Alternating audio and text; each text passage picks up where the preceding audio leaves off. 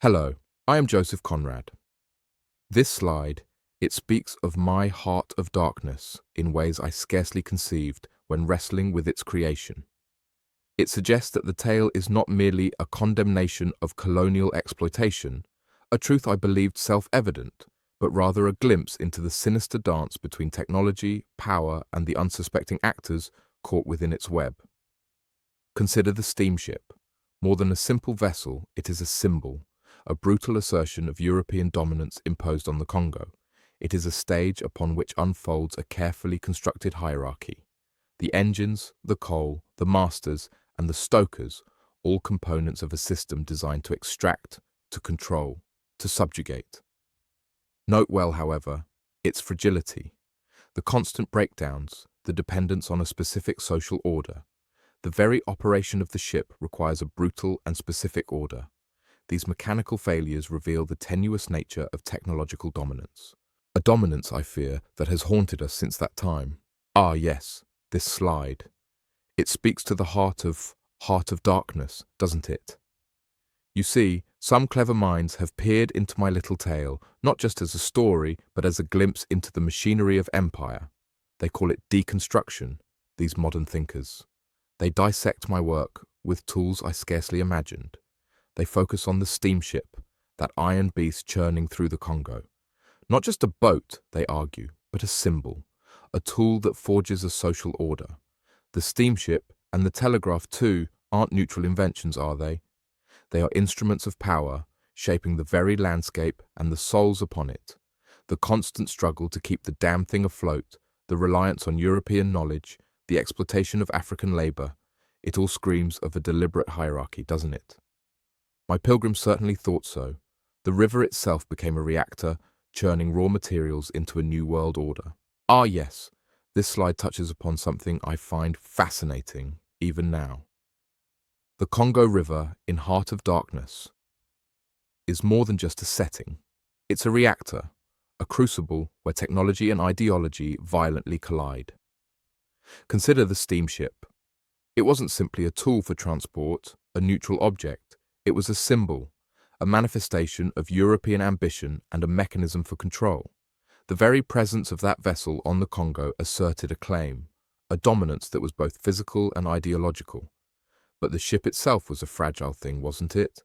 Dependent on coal, on rivets, on the forced labor of men who barely understood its workings. It demanded a hierarchy, a social order with Europeans at the helm, possessing the knowledge, while the Africans were relegated to the brutal engine room. My story reveals that technology isn't inherently good or evil. It reflects the values and power structures of those who wield it. It's all part of the darkness, you see. Ah, yes, this slide delves into Heart of Darkness through a rather modern lens. It speaks of something called ESCOT and ANT, strange acronyms indeed. But the core idea, I believe, is rather insightful. It argues that the technologies in my tale, the steamship, the telegraph, were not merely neutral tools. The steamship, especially, wasn't just a boat. It was a symbol, a manifestation of European power and the brutal hierarchy that came with it. Consider the vessel itself, the engine, the coal, the men laboring within its hull, and the Europeans believing their ways were superior. The constant breakdowns, the need for repair, underscore the dependence of those forced to serve on European knowledge and control. It's a fascinating way to consider how technology, in my story, isn't just a means to an end, but an active participant in shaping the darkness. Ah, yes, the heart of darkness. Still provokes conversation, even now does it? This slide, it dissects my little tale in ways I scarcely imagined. The river, you see, is more than just a setting, it's a reactor, a place where technology, power, and humanity collide. They speak of Scott and Ant, odd terms, but they grasp that the steamboat, the telegraph, these weren't neutral tools. They were instruments of empire, extensions of a particular mindset. Consider the steamboat. It sliced through the Congo, didn't it? A symbol of European dominance, but also a fragile thing, dependent on both the engineer and the stoker. It required a specific order, White man at the top, black man below, knowledge and authority on one side, brute labor on the other. And the river itself became an actor. It resisted, it conspired.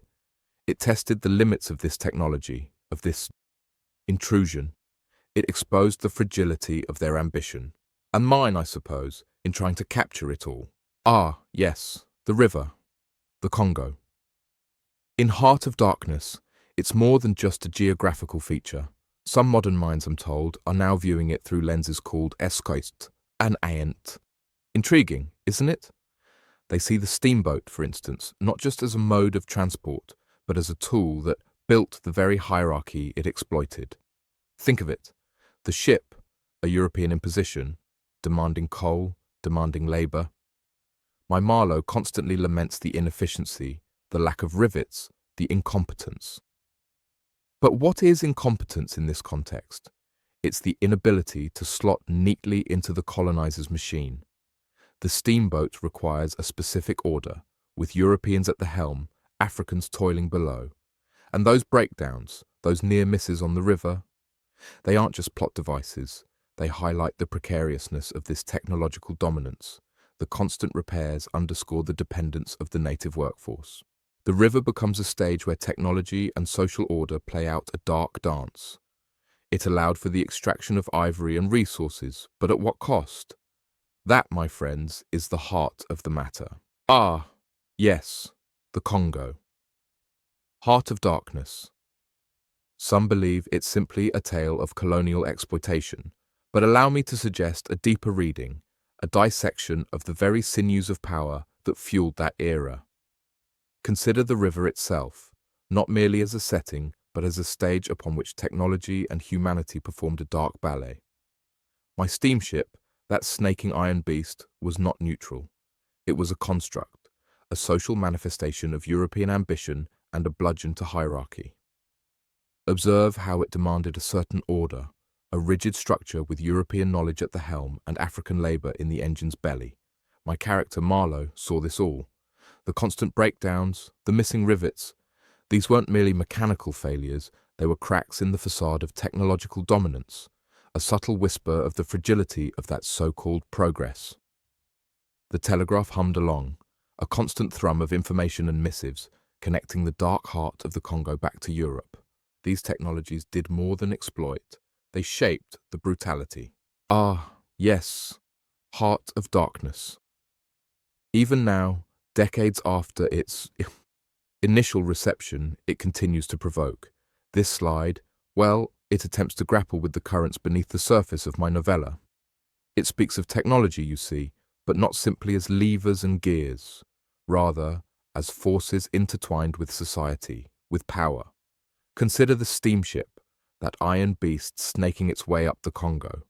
It wasn't merely a mode of transport, was it? No, it was a symbol of European ambition, of dominance over a land deemed dark. The steamship demanded a specific order, a hierarchy with the European at the helm, directing, commanding, and the African forced into the role of the engine, the stoker. It required this order to function, to deliver its bounty. But observe its fragility, the constant breakdowns, the desperate repairs. This exposes a truth, doesn't it?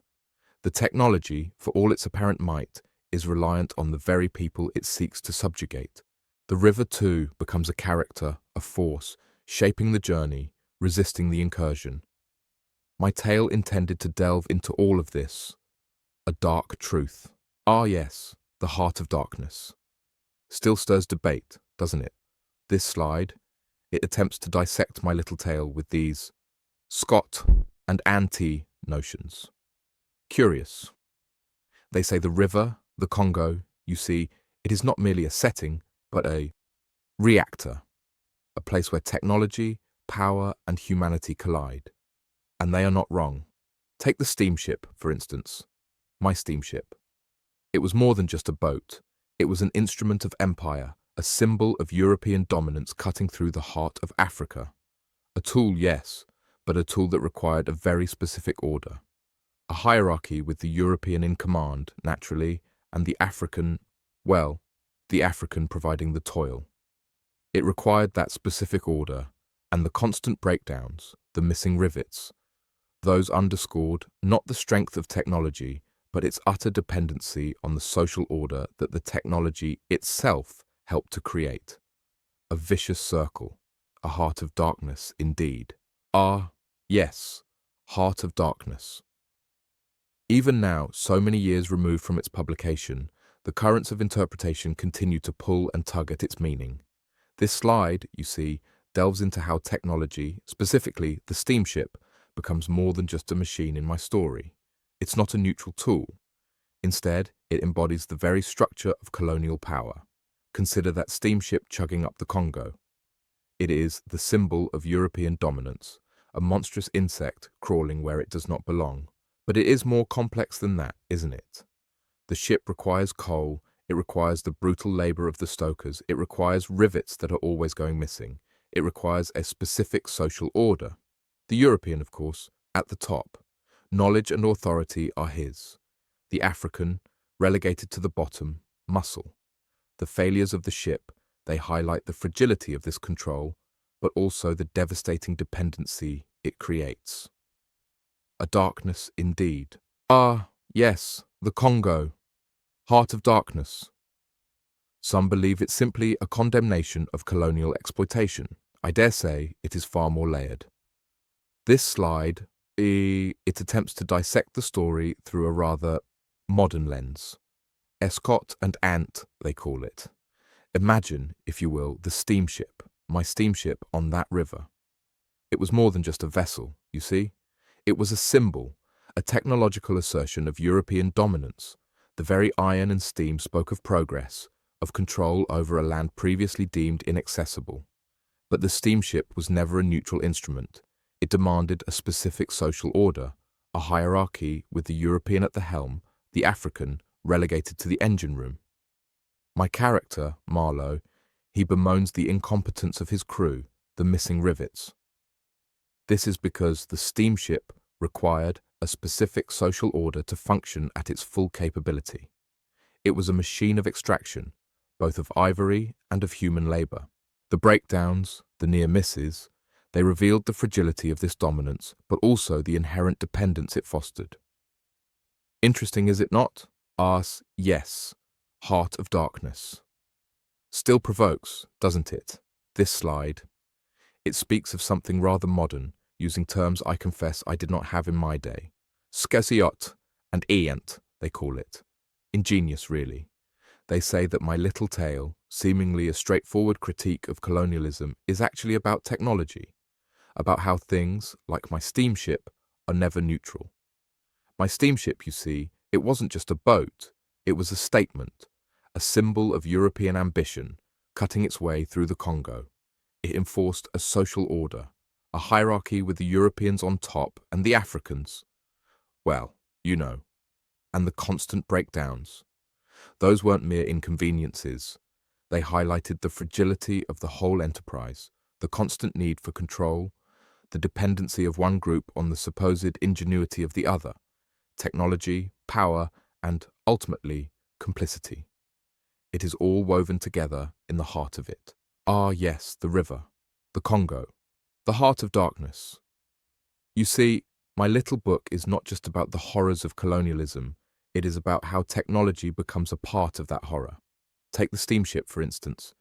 It seems a simple thing, a boat, but it's so much more. It is a tool, yes, but a tool built and used to reinforce the power of the European. It is a symbol of dominance, of the white man's intrusion into a world he barely understands. Notice how my character, Marlowe, always finds fault with the crew, the so-called pilgrims, how they can't seem to manage the machinery properly. This highlights a crucial point. The steamship requires a specific social order, a hierarchy with the European at the top, managing the technology, and the African relegated to the bottom, providing the labor. The ship constructs this hierarchy. It's not just about moving people and goods, it's about solidifying power. It enables the extraction of resources, of ivory. It is a machine of exploitation, masked in the guise of progress. Ah, yes, heart of darkness. Still causing a stir, I see, even now. This slide, it speaks of the river and the steamship, not merely as a backdrop, but as an active participant in the tragedy. Consider the steamboat. It wasn't just a method of transport, but a statement of power, of European will imposed upon the Congo. It was a machine built on the backs of men, fueled by ambition and, of course, coal. The steamship, that supposed marvel of engineering, only functioned by exploiting and, frankly, dehumanizing the local population. The river itself became a stage for this drama, a relentless current carrying dreams of progress and the heavy weight of exploitation. It reflects the darkness in the hearts of men, amplified by their technology and their insatiable lust for ivory. My tale isn't solely a condemnation of colonialism, it's an examination of how technology, when divorced from morality, can become an instrument of profound brutality. Ah, yes, Heart of Darkness. A journey, wasn't it? More than just up a river, I intended it to be a voyage into the very soul of man and the insidious nature of progress. This deep dive, as they call it, makes an interesting point. My steamship, you see, it wasn't just a boat, it was a statement, a symbol of what we thought we could achieve with our progress, our technology. But did we ever stop to consider the cost? Consider, if you will, that the technology only functions through exploitation. My character Marlowe, he recognized it, didn't he? He saw the rot beneath the gleaming surface. All that efficiency and advancement depended on the backs of those poor souls, the African stokers, forced into labor. The ship itself required a system of domination to function. It created a hierarchy, a brutal pecking order. My tale wasn't simply about good versus evil, but about the darkness lurking within all of us, enabled and amplified by the very tools we create. Ah, yes, the Congo. Heart of Darkness. A bit of a stir it caused, didn't it? This slide. Well, it's trying to say something rather profound about how we use technology. My steamship, for example, as more than just a means of transport. It's about how that technology shaped the whole colonial endeavor. You see, that steamship wasn't just a boat, it was a statement, a floating declaration of European power, chugging its way up a river that had previously resisted such intrusion. But consider the human element, the pilgrims, as Marlowe calls them, with their blundering attempts to control this new world.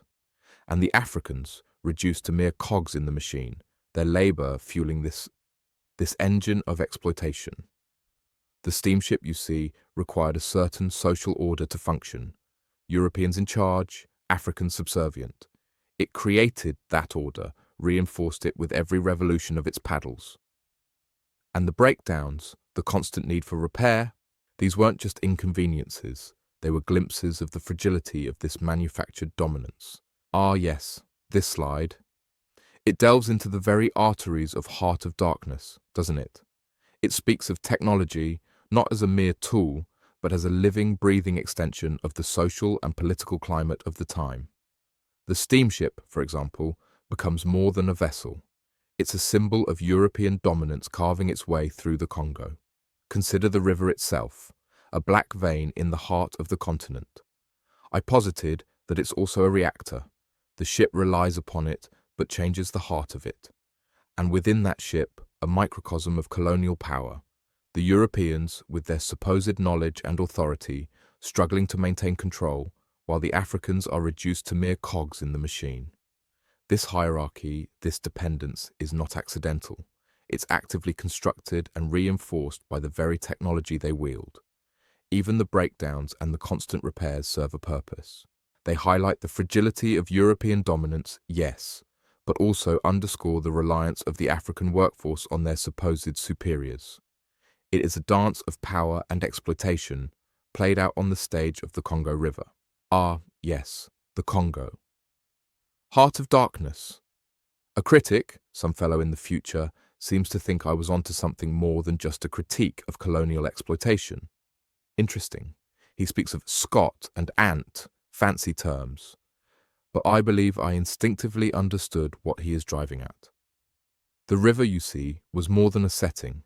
It was a reactor, a place where technology, power, and humanity collided. The steamship, that symbol of European progress, wasn't a neutral tool. It was an instrument of hierarchy. Its very presence on the Congo asserted control, created a social order. My Marlowe, he saw the steamship's failings, the pilgrims' incompetence, but that was the point. The technology required a specific social structure, Europeans in charge, Africans relegated to labor. The steamship itself built this hierarchy. It extracted resources, yes, but it also extracted something far more sinister, the humanity of the Congolese. A modern critic, I confess, is quite astute. Ah, yes, Heart of Darkness. They still read it, do they? This slide, I gather, speaks of viewing my work through peculiar lenses. Scott and Ant, they call them. Fancy terms. But I suppose it boils down to this. The river, the Congo, was more than just a setting. It was a stage upon which technology played out its role in the drama of colonialism. The steamship, a marvel of its age, wasn't merely a mode of transport. It was a statement, a symbol of European ambition, cutting its way through the heart of Africa. But it was also a fragile thing, dependent on rivets, coal, and the sweat of men, both willing and unwilling. My Marlowe saw the pilgrims, as he called them, as inept. Perhaps they were, but the point is, the ship demanded a certain order, a hierarchy with the European at the helm, dictating the terms of its operation. The breakdowns, the constant repairs, they revealed the shaky foundations of this supposed dominance. The technology required a social order to function. It constructed it and reinforced it. The ship was, in essence, both a tool and a weapon in the grand, ugly game of empire. Ah, yes, Heart of Darkness. Still stirs the pot, doesn't it? This slide, well, it attempts to dissect the beast. You see, it wasn't just a simple tale of colonial horror. This Escott and Ant, rather barbaric acronyms, wouldn't you agree? They suggest the technologies themselves were actors, complicit in the drama. Take my steamship, more than just a boat, it's a symbol of European ambition crashing headfirst into the jungle. My character Marlowe and his troubles with rivets and incompetent crew, it showcases the machine demanding a certain order, a hierarchy with the European at the top, naturally, and the African relegated to the engine room. The ship, then, requires a very specific social order to even function. Even the breakdowns, the constant repairs, point to a fragile dominance built on exploitation. The river, then, becomes a stage upon which this technological drama unfolds, a testament to man's hubris and the insidious nature of progress. Interesting.